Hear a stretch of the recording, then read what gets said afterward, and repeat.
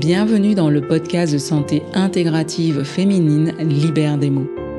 Nous abordons la santé préventive et curative des femmes, qu'elles soient mamans ou non, en bonne santé ou malades, en quête de leur physiologie ou en quête de sens. Le podcast met en lumière le travail des soignants des hôpitaux et des villes, des thérapeutes, à travers des parcours inspirants de femmes. Des expertises de santé autour des pathologies féminines durant les saisons sont parsemées en intersaison par des conseils, des astuces de santé féminine quotidienne et des méditations guidées pour toutes. Vous découvrirez aussi les mots des hommes qui soutiennent ou soignent les femmes. Lorsque l'épisode vous a plu, merci de soutenir notre travail avec un 5 étoiles, vos partages, vos commentaires sur les plateformes de diffusion. Merci au studio Schmooze. Un grand merci à tous nos invités qui se livrent à vous, parfois dans des conditions extraordinaires, à travers leurs mots. Bonne écoute.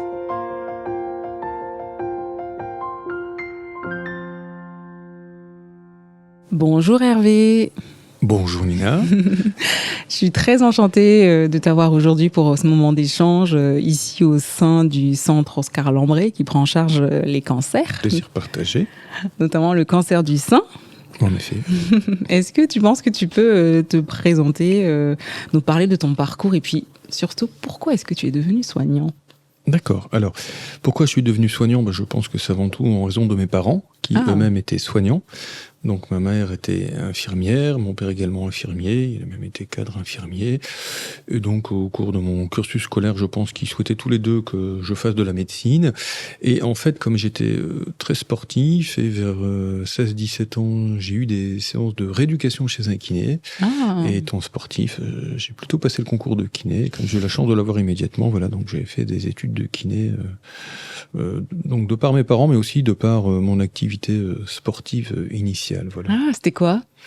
Un peu de tout, du triathlon principalement, donc de la course à pied, du vélo et de la natation. Génial, voilà. D'accord. C'est comme ça qu'elle est née ta vocation. Donc tu peux parler de vocation ou c'est quoi ? Oui, de toute façon, je pense que j'étais attiré par le milieu soignant, donc je pense que j'aurais fait soignant de toute façon. Voilà. Et ce parcours, il s'est inscrit tout de suite au sein d'un hôpital. Comment ça s'est passé ? Alors donc j'étais jeune kiné, donc j'ai commencé d'abord par du libéral. Ensuite j'ai interrompu mon activité professionnelle pour partir à l'armée, parce qu'en ce temps-là on faisait encore l'armée. Donc ensuite il y avait un hôpital à côté de chez moi, donc je suis rentré à l'hôpital durant 7 à 8 années. Ensuite, j'ai fait l'école des cadres. Ok. Voilà. Oui, c'est comme ça qu'on et donc, à l'issue de l'école des cadres, je me suis rapproché du centre Oscar Lambré parce qu'en même temps, je suis enseignant à l'Institut de formation des kinés. Ah oui, donc tu fais plusieurs choses alors. Oui, je suis multicarte. D'accord. Et est-ce que avec ce parcours multicarte, multipassion, est-ce que tu pourrais nous parler de la douleur ? C'est quoi pour toi la douleur ? Qu'est-ce que c'est ? Alors, pour moi, avant tout, la douleur, je pense que c'est un inconfort. Quand je dis inconfort, c'est souvent, on a tendance à demander aux patients ou aux patientes, plus particulièrement, de dire, voilà, de 0 à 10, vous ressentez combien ? Et en fait, parfois, les dames disent, je sais pas quoi vous dire, mais c'est même pas une douleur, c'est, je sens quelque chose, mais voilà. Et donc, quand on vous dit 0 ou 1, c'est à partir de quand commence la douleur ? Moi, je dis toujours, c'est quand il y a un inconfort. C'est-à-dire quand je ne me sens pas bien, et de cet inconfort, ensuite va naître des tensions qui vont elles-mêmes faire naître un stress. Et voilà, pour moi, dans cette notion de douleur, il y a une douleur physique, mais une douleur également psychique qui est encore plus prégnante dans la prise en charge des cancers, je veux dire notamment après une chirurgie du sein, c'est ce que j'ai déjà remarqué, ou même parfois les patientes peuvent, à l'entrée d'une consultation, décrire une douleur qui est plutôt un inconfort, et après avoir longuement discuté, je veux dire, sans parfois même faire preuve de thérapie, quelle qu'elle soit, eh bien, les patientes, quand on leur redemande, après rien qu'un échange de plusieurs minutes, d'une demi-heure, eh bien, la douleur s'atténue sans pour autant avoir fait, voilà. Donc, avant tout, un stress, et puis, en reprenant ma casquette de de kiné, j'allais dire, c'est un repli sur soi aussi. À force d'avoir mal, on se replie sur soi. Et quand on regarde une dame qui rentre, qui a été opérée du sein, eh bien, on voit tout de suite que l'attitude de fermeture, de repli sur soi, traduit également, rien qu'au travers donc d'une attitude, on peut savoir si la personne souffre, mais la souffrance quelle qu'elle soit, cette douleur qu'elle ressent en tout cas, entraîne un repli sur soi. Et donc, elle entraîne ce que nous on appelle une kinésiophobie, donc comme kiné mouvement. Donc c'est la peur du mouvement. Et donc souvent ces dames ont peur de bouger. C'est vrai de bouger le bras, mais ne serait-ce que de s'ouvrir, de sourire, et souvent même elles n'osent plus se regarder dans le miroir. Enfin, voilà, c'est tout un cercle vicieux de fermeture. Et donc pour moi la douleur c'est aussi un carcan qui se referme sur soi. Voilà. Et d'ailleurs, au niveau de la douleur, donc il y a un syndrome qui est décrit, un syndrome douloureux post-mastectomie, qui traduit bien un petit peu tout ce volet, qui certes est une douleur, mais c'est une douleur avec une attitude de fermeture, avec une réduction de ses mobilités. Donc voilà, pour moi, la douleur, c'est vraiment, ce n'est pas qu'une douleur purement physique, c'est une douleur, il faut la prendre de manière holistique, c'est-à-dire sous toutes ses facettes. Voilà. C'est très beau ça, et je trouve que c'est d'autant plus touchant quand tu parles de cette notion de confort et d'inconfort. Parfois, tu sais, quand la maladie elle arrive, ou on a vécu l'inconfort, on s'est même adapté à l'inconfort sans qu'on s'en rende compte à un moment que finalement, est-ce que j'étais pas enfermée dans mon corps ? Exactement. Et quels sont là tes rôles ici au sein du service ? Quelles sont tes missions ? Comment est-ce que tu Alors l'émission, notamment donc après la chirurgie de scénologie, donc déjà nous ne voyons pas, en tout cas nous les kinés, systématiquement toutes les chirurgies parce qu'il y en a beaucoup premièrement, et puis et ça a été un gros progrès depuis quelques années, c'est qu'auparavant les patients opérés du sein restaient plusieurs jours, alors qu'aujourd'hui il y en a beaucoup qui se font en ambulatoire, et donc j'allais dire entre guillemets, nous n'avons pas le temps de les voir de visu, donc ça c'est quelque chose qui a changé. Pour autant elles ont une information qui leur permet donc de leur montrer que nous sommes à leur disposition. Et donc souvent c'est plutôt a posteriori que l'on voit les patientes, donc qui nous sont adressées soit par le chirurgien, soit par l'infirmière de pansement, soit par le radiothérapeute, soit par les manip radio, c'est vrai, voire même un peu plus tard ça peut être des médecins généralistes, des oncologues, voire même des profs APA également maintenant, puisque avec le développement de l'activité physique adaptée, parfois notamment ici au sein du centre, avec le prof APA avec qui nous avons des relations très étroites, et bien nous adresse des patientes en disant pendant qu'elle fait ses mouvements elle a des petits soucis, est-ce que tu peux regarder ? Génial. Donc voilà, sinon je dirais que moi notre rôle en tant que kiné il a 3 aspects. Et ça, c'est une grande évolution qu'on a faite. Là, premièrement, c'est la prévention. Je pense qu'on a avant tout un rôle de prévention. Je dis souvent, on n'intervient pas forcément non plus uniquement quand la limitation articulaire ou douleur s'est instaurée, mais déjà avant. Et je pense que le fait d'expliquer un petit peu les choses, quand on explique au patient comment ça peut se passer, déjà, il appréhende un peu mieux ces éventuels déficits qui peuvent intervenir. Dire à une patiente, vous savez, il est possible que vous puissiez voir apparaître ces choses-là, déjà, elle a un petit peu moins peur. Et ça, c'est issu du fait qu'auparavant, donc quand on voyait systématiquement toutes les patientes, on donnait une petite plaquette avec un numéro de téléphone. Et souvent, les coups de fil qu'on avait, parce qu'après une chirurgie du sein, il arrive dans environ, 20% des cas, qu'il y a ce qu'on appelle une thrombose lymphatique qui peut apparaître. Et ça, les dames ne le savaient pas. Et souvent, plus la douleur ou le changement intervient tardivement après l'intervention, plus ça inquiète les patientes. Et donc souvent, rien qu'au téléphone, en leur disant « Ah oui, madame, pourtant je voyais pas la patiente, mais ce qu'elle me décrivait, je dis oui, puis quand vous tendez le cou, ah mais c'est exactement ça, monsieur. Donc, je dis, vous inquiétez pas, ça va passer, vous faites tel et tel exercice, et déjà rien qu'en faisant ça, les dames étaient très soulagées, et puis voilà, ça finit toujours par passer, et puis bon, quand c'était nécessaire, on les voyait, mais rien qu'en leur expliquant la douleur qu'ils ressentaient, avoir ce feedback, ça les rassurait beaucoup. Carrément. Voilà. Donc je pense que il y a ce rôle de prévention. Ensuite, de l'éducation. C'est vrai qu'auparavant, donc les patientes étaient un petit peu livrées à elles-mêmes, et c'est vrai que maintenant, moi j'aime bien co-construire, j'allais dire, avec la patiente, et c'est ce qui a peut-être changé depuis 20 ans, où avant on délivrait l'information et puis elle partait avec. Aujourd'hui, on essaie de construire ensemble, et donc moi je fais beaucoup d'écoute pour voir ce qu'attendent la patiente, ce qu'attendent les patientes, et ça me paraît important. L'abord n'est pas du tout le même, parfois avec une jeune femme active, et puis une dame qui a 75 ou 80 ans, bien que ce soit pas toujours vrai, puisque des dames de 75-80 ans très actives et qui demandent, mais voilà, on essaie de répondre aux attentes du patient. Et puis, je dis toujours, par exemple, aller proposer à une patiente d'aller faire de la natation, si elle a jamais aimé la piscine, c'est même pas la peine. Oui, donc voilà, exactement. Il est important d'écouter voilà, ce qu'aime la patiente. Et moi, je dis toujours la rééducation, entre guillemets, même si c'est le troisième volet, en tout cas, il y a la prévention, l'éducation et la rééducation, ça doit toujours être agréable. Et on va pas proposer des exercices à une personne si elle n'aime pas. Voilà, et ça me paraît très très important. Parce que dans la prise en charge de la patiente, pour moi, l'auto-rééducation est très très importante, surtout après une chirurgie du sein.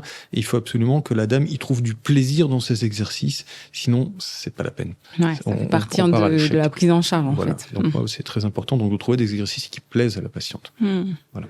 Et donc, évidemment, pour la rééducation à proprement parler, oui, ben là, il peut y avoir donc plusieurs visées. La première, c'est soulager la douleur, c'est vrai. Donc, ça peut être des massages, de la relaxation, du souffle, etc.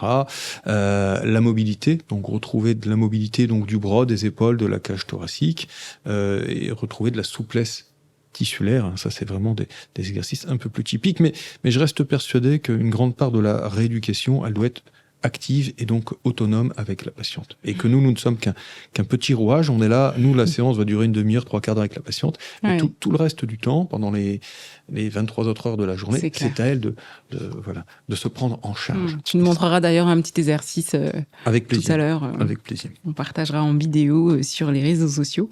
Donc voilà, tu nous disais prévention, éducation, rééducation. Et je trouvais ce terme d'auto-éducation très intéressant parce que vraiment, ça vient mettre l'accent sur le fait que les patientes sont actrices aussi. Voilà, et c'est d'autant plus important, c'est que de mon expérience, il arrivait parfois que, malheureusement, par mes connaissances, je pense, et on n'en veut à personne, c'est que parfois les patientes, forcément, après une intervention, peuvent avoir une petite douleur.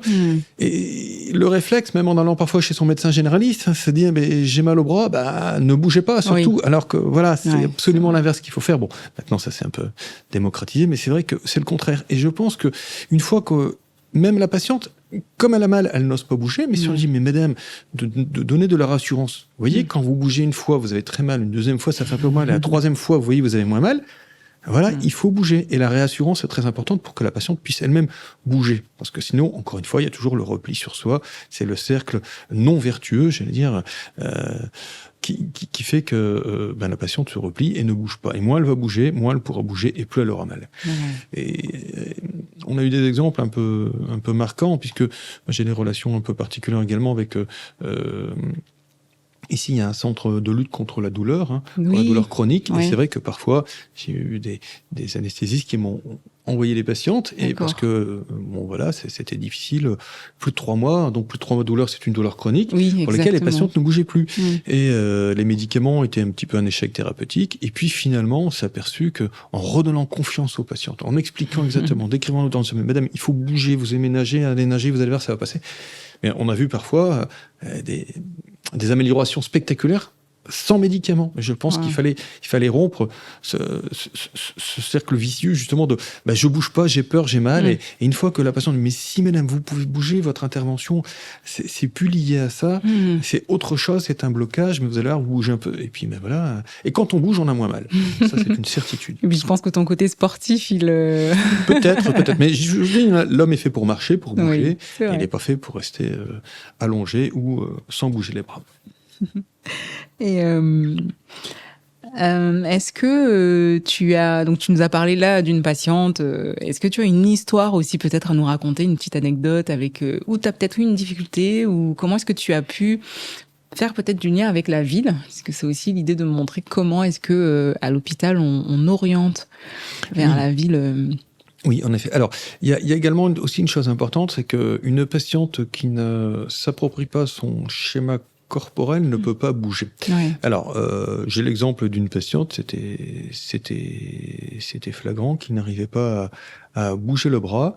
Elle le maintenait toujours au bras contre son torse. Et en fait, je me suis aperçu par des biais détournés qu'en fait, c'était un moyen de cacher la zone opéré. Ah. Et en fait, je m'en suis aperçu bêtement parce que quand on demandait de lever le bras, elle avait mal. Et puis, elle n'arrivait pas à le lever. Voilà. C'est fou. Et quand moi, je l'ai levé tout doucement, à un moment, j'ai détourné son attention et j'ai enlevé ma main et elle la tenait tout seul. Voilà. Donc, je voyais bien que c'était un blocage. Le blocage était là. Donc, voilà. Et ça, c'est important aussi, un moment de se réapproprier son schéma corporel. Une dame qui n'ose pas se regarder dans la glace aura beaucoup de mal à bouger le bras. Voilà. Ça aussi, c'est important à savoir. Et qu'à un moment, il faut s'approprier. Alors, ça se fait pas en claquant des doigts, évidemment. Il y a des approches, mais ça aussi, c'est important de le savoir. Une patiente qui n'ose pas se regarder aura du mal à bouger le bras du côté opéré. Ça aussi, c'est une certitude. Ok, est-ce que tu as des fréquences, des éléments qui reviennent souvent, par exemple dans tes prises en charge tu sais, on a beaucoup parlé souvent de ce circuit lymphatique qui pouvait être bloqué, c'était même d'ailleurs une crainte énorme. Est-ce que... Alors à court terme, quand je dis court terme, c'est au bout de 3 semaines, entre 3 semaines et 2 mois, oui, effectivement. Donc, il y a ces thromboses lymphatiques superficielles qui elles, c'est vrai, sont douloureuses. C'est vraiment un cordon qu'on voit apparaître, qui est douloureux. De toute façon, le seul traitement, vraiment, c'est de faire des étirements, peut-être un peu de massage, mais surtout des étirements, et ça finit, entre guillemets, toujours par céder. Alors, céder progressivement ou un peu plus brutalement, mais ça finit par céder. Le seul moyen de le faire, c'est d'étirer. Alors, c'est un étirement qui, certes, est un petit peu douloureux, mais justement, c'est ce que j'ai à la patiente, c'est à vous de sentir la douleur, c'est pas moi qui vais tirer dessus, c'est vous qui tirez dessus, comme ça vous allez voir. Et c'est vrai que systématiquement, quand on revoit les patientes, ne serait-ce que par téléphone ou une semaine après, eh bien, elles disent, ah bah oui, petit à petit, voilà. Alors ça peut prendre 1 semaine, 15 jours, 3 semaines, mais ça finit toujours par céder. Voilà. Donc ça, c'est quand même très, très important. Et donc, comme je le disais, oui, nous avons vocation à voir qu'une fois, entre guillemets, les patientes et pas les voir au long cours parce que nous en voyons trop. Exactement. Donc, nous les orientons vers des confrères libéraux. Et c'est vrai que depuis quelques années, donc, en tout cas, en ce qui concerne les kinés, donc, une structure, ça s'est un peu structuré, notamment par ce qu'on appelle le réseau cancer du sein, RKS, ce qu'on dit. Et c'est vrai qu'on a de plus en plus de confrères qui sont spécialisés dans la prise en charge du cancer du sein et ça a apporté quand même beaucoup de qualité de prise en charge. Parce que, il faut le reconnaître, un kiné, c'est comme un médecin, on ne peut pas tout faire bien, il y a des spécialités qui sont en train de se créer, c'est vrai que de plus en plus de confrères commencent à se former, et donc entrent dans cette association qui permet d'avoir une prise en charge de qualité. Avec une prise en charge vraiment, comme je le disais tout à l'heure, holistique, de tous les paramètres de la patiente. On ne voit pas que l'aspect purement mobilité ou douleur, mais c'est vraiment voilà, une écoute, une attente, une prise en charge de ce que je disais tout à l'heure, le schéma corporel, l'attitude, voilà. Et on sait que voilà, et ces patientes qui sont orientées vers des collègues spécialisés, ça a apporté comme un grand plus pour les patientes.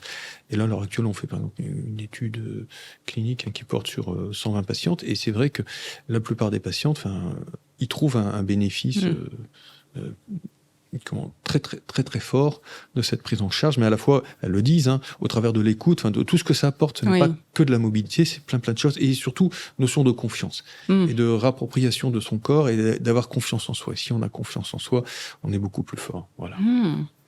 Donc oui, le réseau de ville est vraiment développé pour accompagner cette prise en charge une fois passé par ici, par le col. Et c'est vrai que souvent, les dames le disent, elles ont toujours peur d'être abandonnées. Oui. Voilà, même si c'est une consultation, leur dire dans 3 mois, le jour on dit, ah ben non, on vous revoit plus, sauf si, bon, je suis abandonnée. Voilà. Et c'est vrai que le kiné, même libéral, ça crée toujours un petit lien. Enfin voilà, la patiente voit qu'il y a toujours quelqu'un qui s'occupe de d'elle, pardon.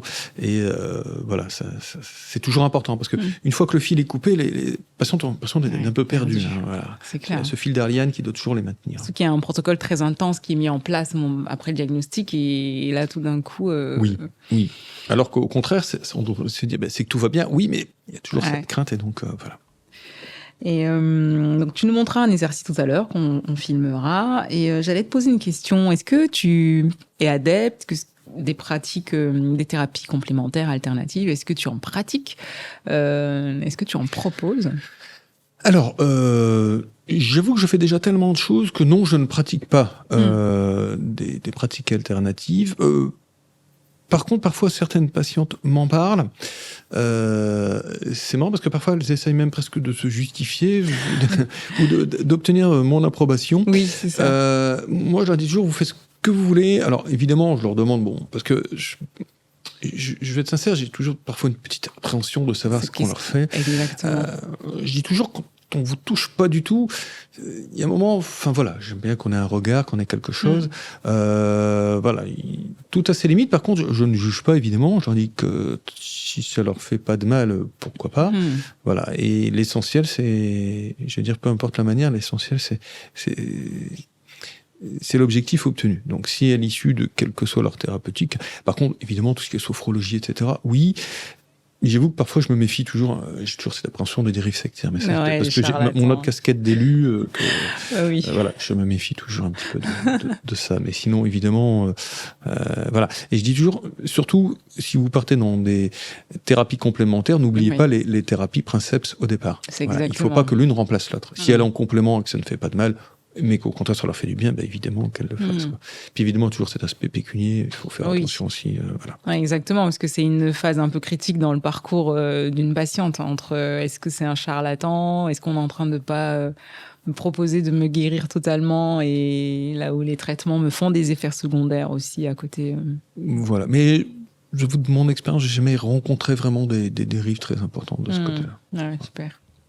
Et est-ce que la vision que tu portes sur la femme a changé depuis que tu es là ? Ça fait combien d'années que tu es dans le service, d'ailleurs ? Alors, ici, ça fait 22 ans. Ah, quand même ! 22 ans, oui. Alors, la vision... Génial. Alors, ce qui est sûr, c'est que moi, quand je suis arrivé ici, donc il y a un peu plus de 22 ans, et je passais voir, donc en ce temps-là, comme les dames étaient hospitalisées, je veux dire, au minimum une semaine, on pouvait aller voir toutes les patientes. Ah, génial.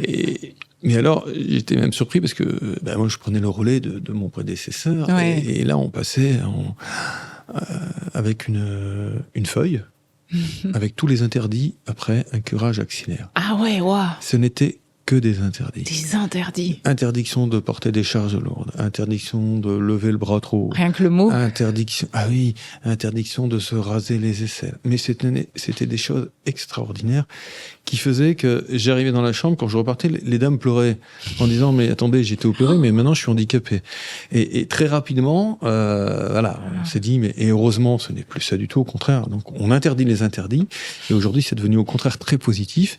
Je dis toujours, vous pouvez faire tout ce que vous voulez, à partir du moment où vous êtes à l'écoute de votre corps. Et dames parfois disent « Oui, je peux pas bouger le bras. » Mais je leur dis « Mais madame, si vous étiez opéré d'une cheville ou d'un genou, vous n'allez pas tout bouger tout de suite non plus. » Et c'est exactement pareil. Voilà, c'est toujours ce contexte de cancer qui fait que voilà, et l'intimité de la dame qui est touchée qui fait aussi que, mais voilà, ça a fortement changé. Où maintenant, voilà, les dames, est-ce que je peux conduire ? Ben oui, mesdames, vous pouvez conduire. La ceinture n'est pas gênante. Ben non, dès que vous en sentez capables, 2-3 jours, elles peuvent conduire, il n'y a aucun souci, il n'y a aucun souci. Auparavant, une dame qui voulait jouer au basket, il y a encore 20 ans, ah non, madame, vous pouvez plus, ou au tennis. Maintenant, mais bien sûr que si, elles peuvent. Évidemment, il faut laisser un petit temps de cicatrisation, on va pas faire ça pendant les 3 premiers mois, mais pareil, je dis, madame, si vous étiez opérée de l'épaule, d'une coiffe des rotateurs, puisque c'est même, on vous dirait pas avant 3 mois, ben là, c'est un petit peu la même chose, puis quand vous reprenez progressivement. Ça a beaucoup changé. Je pense également l'approche de la féminité, de la sexualité, tout ça effectivement, c'est à prendre en charge. Je dirais que de plus en plus souvent, alors le rôle du conjoint aussi est important, d'être là à côté. Il y a quand même beaucoup de choses qui interviennent, mais je pense que c'est beaucoup mieux aujourd'hui qu'il y a 20 ans. C'est ça. C'est une certitude. Tu as bien progressé. Tu as été là, tu as vu les progressions. C'est extraordinairement mieux, et justement on prend en charge globalement la patiente dans tous ses aspects psychosocial, culturel, cultuel, enfin tout est pris en charge, et non, c'est quand même beaucoup mieux. On a plus d'outils, on est beaucoup plus à l'écoute, et on les fait beaucoup plus coopérer. Avant c'était oui monsieur, oui docteur. Non, maintenant c'est non mais attendez, dites-moi ce qui va pas et on voit ensemble. Et d'ailleurs, je pense que la société a changé. C'est vrai que, et tout à l'heure, j'ai peut-être pas insisté non plus dessus, mais on est là aussi pour rassurer les gens par rapport à tout ce qu'ils lisent. Oui, c'est malheureusement, aujourd'hui, sur Internet, voilà, il y a toujours une dame qui me dit « Ah, moi j'ai vu sur Internet que... » Et moi je leur réponds souvent « Mais madame, si vous allez sur Internet, vous n'allez plus rouler en voiture, puisque il y a 3000 morts par an en voiture. » Donc, puis, ah oui, c'est vrai. Je dis « Mais voilà, vous trouverez toujours quelqu'un qui a eu quelque chose qui ne va pas. » Mais dans la plupart du temps, ça va toujours très très bien, vous allez bien récupérer, tout va bien aller. Donc tu es peut-être devenu un peu plus rassurant envers les femmes ? Ah, complètement. J'écoute beaucoup plus, je n'impose plus rien. Alors, il faut dire aussi que tout à l'heure, je parlais de prévention. Et auparavant, beaucoup de dames que je voyais aussi, parce qu'on n'en a pas encore parlé, je ne les voyais uniquement que pour des lymphœdèmes.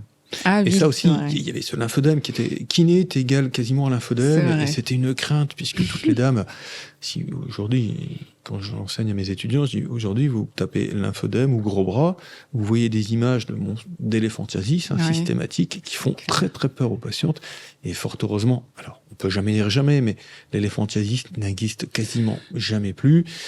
On ne peut pas promettre à la dame qu'elle n'aura pas un lymphodème et que ça se prend en charge et que ça va beaucoup mieux, qu'il y a moins de curage, que la chirurgie est moins mutilante, que la radiothérapie est moins irritante, ce qui fait que au final, il y a quand même beaucoup moins de lymphodème qu'auparavant et on a plus ce rôle un petit peu effectivement de prise en charge. Voilà. Et donc, on arrive quand même à démystifier justement ce lymphodème. Et si je te dis canapé, ça te fait penser à quoi ? À manger. Canapé. Oui, alors, canapé, ça peut me faire penser aussi à une dame qui s'allonge et qui écoute, et qui se détend. Évidemment. Moi, je dirais plutôt table d'examen. Parce que c'est exactement ça. Voilà, table d'examen, écoute, moment où la patiente se confie. On écoute beaucoup ce qui ne va pas, parce que parfois, effectivement, on s'aperçoit que malheureusement, un patient, c'est aussi une patiente, et c'est aussi une dame, une maman, une mère de famille, une fille, une épouse, et qui parfois également nous expose évidemment les difficultés auxquelles elles peuvent être confrontées, au-delà, donc parce que parfois, c'est vrai que les dames s'expriment beaucoup, et au-delà malheureusement du traitement du cancer, eh bien il y a des problèmes, des problèmes de couple, qui font que effectivement une dame ne peut pas aller bien. On peut raconter tout ce qu'on veut, on peut la sonner comme on veut. Si malheureusement il y a de la distance qui est prise avec son conjoint, son compagnon, ou qu'un enfant est malade, ou que voilà, mais forcément, ou que les parents parfois ne vont pas bien non plus, mais effectivement la patiente ne peut pas bien aller.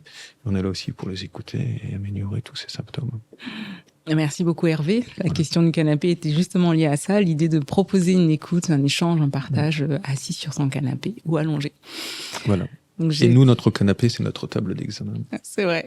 Mais pour autant, alors, à contrario, mes premières fois que je vois les patientes, quand je dis asseyez-vous et les dames s'allongent, je dis non, restez assis exprès, justement, parce que c'est ce que je disais tout à l'heure, quand on est debout, on bouge plus que quand on est allongé. Oui. Voilà. Et c'est vrai que quand on s'assied, pourtant je dis aux dames, asseyez-vous sur la table d'examen, et là elles s'allongent. Parce que je pense qu'effectivement, elles ont beaucoup de choses à dire et à exprimer. Oui. C'est ainsi. Merci beaucoup pour ce moment d'échange, Hervé. Merci à toi, Nina. Et merci pour ton travail. Eh bien, non, c'est normal. Et bon courage pour la suite, et bon courage pour ton travail à toi. Oui, merci. Bonne continuation. Merci d'avoir écouté cet épisode. Si l'épisode vous a plu, merci de soutenir notre travail avec un 5 étoiles, vos partages, vos commentaires sur les plateformes de diffusion. Merci à notre invité. Merci au studio Schmooze. À bientôt pour un prochain épisode Libère des mots.